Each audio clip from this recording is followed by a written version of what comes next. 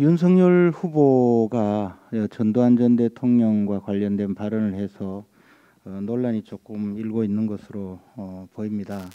사실 저는 1984년에 대학에 입학해서 전두환 정권 시절에 대학을 다녔습니다. 관악파출소 백골단들한테 곤봉에 맞아가면서 학교를 다녔기 때문에 저는 그 시절을 다시는 돌아가고 싶지 않습니다. 그리고 전두환 정권이 또다시 전두환 정권 같은 정치 체제가 우리나라에 등장해서는 안 된다고 생각하고 있습니다. 그런데 그 시절에 우리 젊은이들은 사실 그 학교 졸업하면 취직 다 잘 됐습니다.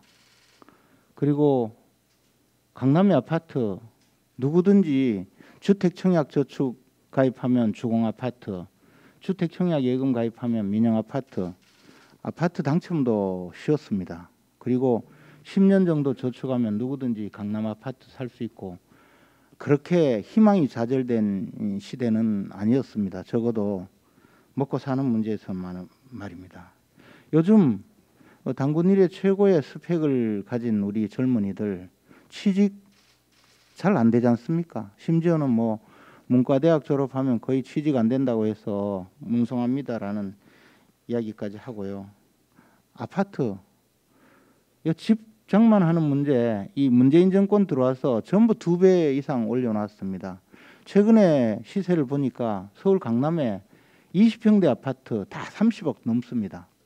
여러분 30억 그 돈이 보통 금액이 아닙니다. 100만 원씩 저축하면요. 250년 걸리는 돈입니다. 250년 따져보니까 지금부터 250년 전이면 1771년 아닙니까? 1762년에 정약용 선생이 태어났으니까 1771년이면 정약용 선생 10살 때입니다. 20살에 정약용 선생 과거시험 합격해서 귀향도 안 가고 월 100만 원씩 꼬박꼬박 저축해도 올해까지 30억 못 모읍니다. 10년 더 해야 돼요. 그 정도 돈입니다.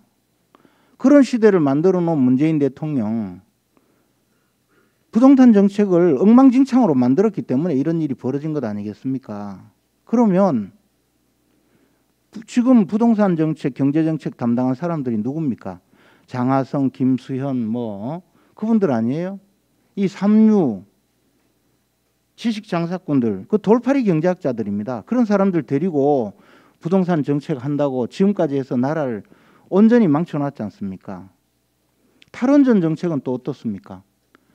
영화 한 편 보고 지금까지 고집불통으로 밀어붙여서 우리나라 원전 생태계를 완전히 망쳐놨습니다. 전두환 시대 때는요. 하다못해 군사정권이어서 자기들 경제 모른다고 해서 경제정책만큼은 대한민국 최고 인류들에게 맡겼습니다. 김재익 당시 경제수석에게 경제는 당신이 대통령이야 그랬다는 유명한 일화가 있지 않습니까? 그때 나온 책이 과천청사에 불이 꺼지지 않는다였습니다. 공무원들도 열심히 일했습니다. 우리나라 관료들도 소신을 가지고 열심히 일했습니다. 오늘날 이 나라 부동산, 원전 정책 그 2가지만은 문재인 대통령이 적어도 전두환 전 대통령한테 배웠으면 좋겠습니다. 전두환 전 대통령한테 가서 좀 물어봤으면 좋겠어요. 아직도 문재인 대통령 임기 6개월 남았습니다.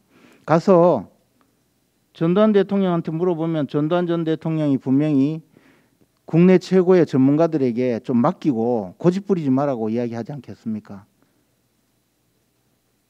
지금 상황이 이렇습니다. 저는